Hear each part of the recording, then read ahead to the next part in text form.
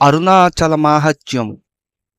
పూర్వం సత్యలోకములో పద్మమునందు ఆసీనుడైయున్న బ్రహ్మను వినయంతో సమీపించి చేతులు జోడించి నమస్కరించి సనక మహర్షి ఈ విధంగా ప్రశ్నించాడు. ఓ వేదవేద్య, అన్ని లోకముల చేత పూజింపబడేవాడా, దేవదేవా, 4 ముఖములు కలిగినవాడా, నీ అనుగ్రహం చేత నేను చక్కటి విజ్ఞానమును పొందాను.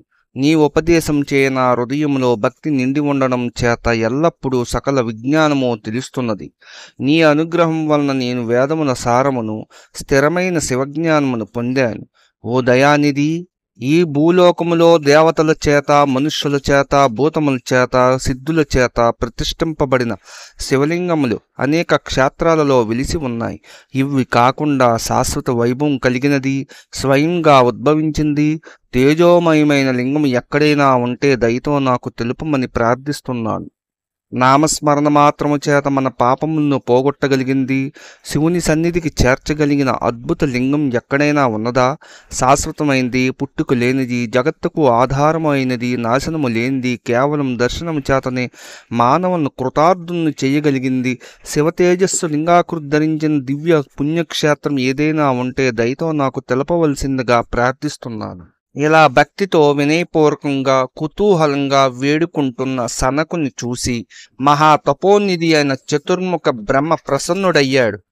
వెంటనే అతడు అంతర్ముఖుడై హృదయములోని సుఖసముద్రంలో మునిగి సర్వానికి ఆధారుడైన శివుడు పూర్వం తేజస్తంభ రూపుడై వెలసిన వృత్తాంతమును స్మరించి తన్మయుడై బాహ్య స్మృతిని కోల్పోయాడు. ఈ విధంగా ధ్యానంలో మునిగి ఉన్న బ్రహ్మ శివుని ఆజ్ఞచేత మేల్కొని తన ముందు వినయంతో నిలిచి ఉన్న కుమారుని సనకను చూశాడు. శివదర్శనం చేత కలిగిన ఆనందంతో శరీరం పులకించి కన్నులలో ఆనంద బాష్పం నిండగా గద్గద స్వరంతో బ్రహ్మ ఇలా పలికాడు. పుత్ర సనక, నీచే ప్రశ్నింపబడిన నేను మనస్సులో శివుణ్ణి దర్శిస్తూ ఉండిపోయి నిన్ను మరిచాను. అనేక తపస్సులు చేసిన నీ యొక్క తీవ్ర శివభక్తిచే నా హృదయము క్షణ మాత్రంలో బాహ్య విషములను మరచింది. నిశ్చలమైన మనస్సుతో సర్వకాలములలోనూ శివభక్తి పరాయణులైన వారి పనుల వలన లోకములు పవిత్రములగును. అటువంటి వారి దర్శనము, సంభాషణము, సత్సంగము సర్వ పాపమును పోగొడతాయి. నేను నీకిప్పుడు చెప్పబోవు కథను శ్రద్ధగా వినుము. అవ్యాజ కరుణతో నిండిన అరుణాచల పర్వతము అనే మహా తేజము యొక్క ఆవిర్భావం గురించి నీకిప్పుడు చెప్పబోతున్నాను. శ్రద్ధగా వినుము. సదాశివుడు ప్రళయం తర్వాత బహుశ్యాం అనగా అనేకముగా అగుదునుగాక అని సంకల్పించుట వలన అతని స్వభావం నుండి నేను విష్ణువు పుట్టాము.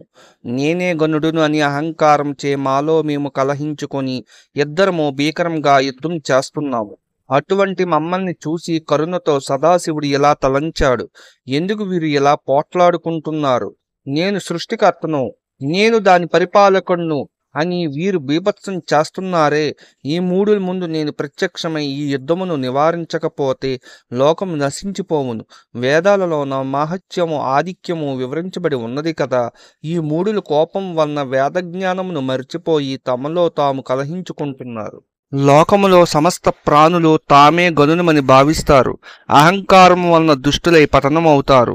నేను నా మాహత్యమును ప్రకటిస్తే అప్పుడు నా స్వరూపం దర్శించి వారు నన్ను పొందుతారు అని భావించి సదాశివుడు మా ఇద్దరి మధ్యలో అగ్నిస్తంభమై ఆవిర్భవించాడు. అది సర్వలోకాలకు అతీతమై మొదలు చివర లేకుండా సర్వత్రా అగ్నివలె జ్వలిస్తూ చూచుటకు వీలుకాని స్థితిలో ఉన్నది. దానిని చూసి దిక్కుతోచక నిలిచి ఉన్న మా ఇద్దరికి ఒక అశరీరవాణి వినిపించింది. ఓ మూఢబాలకులారా, ఎందుకు ఇలా తగువులాడుకుంటున్నారు? మీ వివాదమును సదాశివుడే తీర్చగలడు. మీ ముందు ఉన్న ఈ తేజస్తంభం సదాశివుడే. మీలో ఎవరు దీని ఆది అంతములను చూస్తారో వారే గనులు.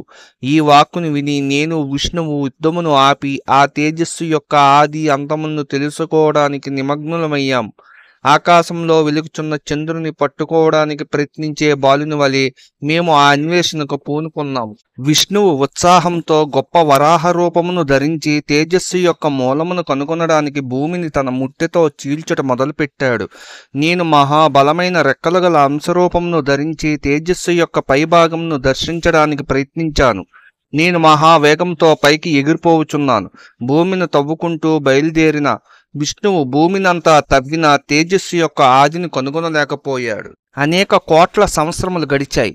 కానీ ఆ తేజస్సు యొక్క మూలమును కనుగొనలేక విష్ణువు అలిసిపోయి, చేతులు కోరలు విరిగిపోయి, విపరీతమైన శ్రమచేత అలిసిపోయి, దాహంతో నోరు ఎండిపోయి, కదల్లేని స్థితిలో అంతటి మహావరాహ రూపమును ధరించిన మాధవుడు నిలవలేకపోయాడు.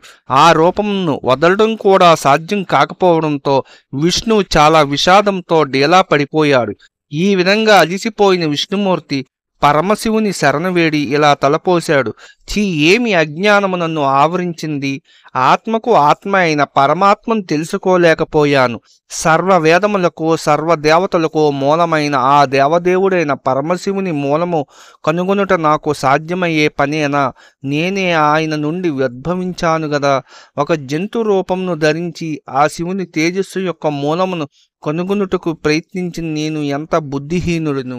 ఎటువంటి పక్షపాతము లేని కరుణతో నిండిన ఆ పరమశివుని దయ వలన ఇప్పటికి నేను అజ్ఞానం నుండి మేల్కొన్నాను.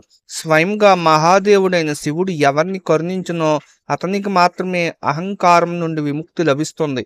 ఆ జగద్గురుని పూజించే శక్తి నాకేమున్నది? ఆ శంకరునే శరణు పొందుతానుగాక అని తలచి శివుని యందు ధ్యానము ఉంచి స్తోత్రం చేయుట ప్రారంభించాడు. సర్వ ప్రాణులకు నాథుడైన శివుని అనుగ్రహం వలన విష్ణువు మరలా భూమిపైకి చేరుకున్నాడు. నేను కూడా ఆకాశంలో అనేక సంవత్సరములు ప్రయాణం చేసి కళ్ళు తిరిగిపోవచ్చుండగా రెక్కలు అలిసిపోగా తేజస్తంభం ఇంకా పైకి అంతం లేకుండా వ్యాపించే ఉన్నది. అది దేవతల చేత పూజింపబడుచున్న శివుని స్థూల లింగ రూపము. ఆ తేజస్సు యొక్క అంశ వలన పుట్టిన కొంతమంది సిద్ధులు నిత్యుడు శాశ్వతుడు అయిన పరమశివుని శిరస్సును దర్శించడానికి ప్రయత్నిస్తున్న నన్ను చూసి జాలితో ఇలా అనుకోవడం నాకు వినిపించింది. అయ్యో, ఇతను తెలివి తక్కువవాడు. రెక్కలు విరిగి కన్నులు తిరిగిపోతున్నా, చావు దగ్గర పడినా కూడా ఇతడు శివుని శిరస్సును దర్శించాలని అనుకుంటున్నాడు. వీని ప్రయత్నం అంతా ఆ అపార తేజోరాశి ముందు వ్యర్థమే కదా. ఈ విధంగా మూలమును కనుగొనడానికి ప్రయత్నించిన విష్ణువు శక్తిహీనుడై శివుని కరుణ వలన వెనకకు మరలింపబడ్డాడు. ఇటువంటి బ్రహ్మలను కోట్ల కొలది సృష్టిస్తున్నవాడు, అణువు కన్నా అనువైనవాడు, మహత్తు కంటా గొప్పవాడైన ఆ పరమశివుడు తన అపార కృపతో వీనికి మంచి బుద్ధిని ప్రసాదిస్తే గాని ఇతని అహంకారం అణిగిపోదు. ఈ విధంగా అనుకుంటున్న సిద్ధుల మాటలతో కొంత అహంకారం తగ్గి నేను ఈ విధంగా తలంచాను. శివుని యొక్క అనుగ్రహం లేనిదే సర్వవేద విజ్ఞానము వలన గాని తపస్సు తీర్థయాత్రల వలన గాని శివజ్ఞానం లభించదు కదా. 2 రెక్కలలో శక్తి, శరీరంలోని మిగతా అంగముల శక్తి నశించినా కూడా ఈ మనస్సు అహంకారంను వదులుటలేదు. నా శక్తిని తెలుసుకోలేని నేను అహంకరించి చేటు తెచ్చుకున్నాను. ఎల్లప్పుడూ శివునికి అర్పించబడిన మనస్సు గల ఈ సిద్ధులకు నమస్కారము. వీరి సాంగత్యం వలన తపస్సు చేత పరిశుద్ధుడనై నేను నా కోసం ప్రత్యక్షమైన ఈ శివుని తెలుసుకుంటాను. ఎవరి అనుగ్రహం సహాయంతో దేవతలు శత్రువులను జయించారో, వేదములు కూడా ఎవరి తత్వమును పూర్తిగా తెలుసుకోలేకపోయాయో అటువంటి విశ్వానికి అతీతుడైన పరమశివుని శరణు వేడుతాను. ఇలా అనుకొని ఆ చంద్రశేఖరుని దయవన్న తిరిగి శరీరమును పొందిన కమలముల వంటి కన్నులు కలిగిన విష్ణువుని చూసి నేను ఇలా అన్నాను. ఆహా, ఎంత ఆశ్చర్యమో! అహంకారంను ఆశ్రయించిన మహాశౌర్యవంతులమని భావించుకున్న మనం ఇద్దరిని శివుని మాయ ఎంతగా పరీక్షించింది. మన మహాయుద్ధమును చూసి మన అహంకారమును తెలుసుకొని సదాశివుడైన ఆ శంకరుడు ఆత్మజ్యోతి ప్రకాశంతో మన అహంకార సర్వస్వంను నాశనం చేశాడు. సమస్త దేవతలచే సేవించబడుతున్న సదాశివుని అర్చిస్తే అతడే మనన్ను ఈ చావు పుట్టుకల చక్రం నుండి ఉద్ధరించును కదా.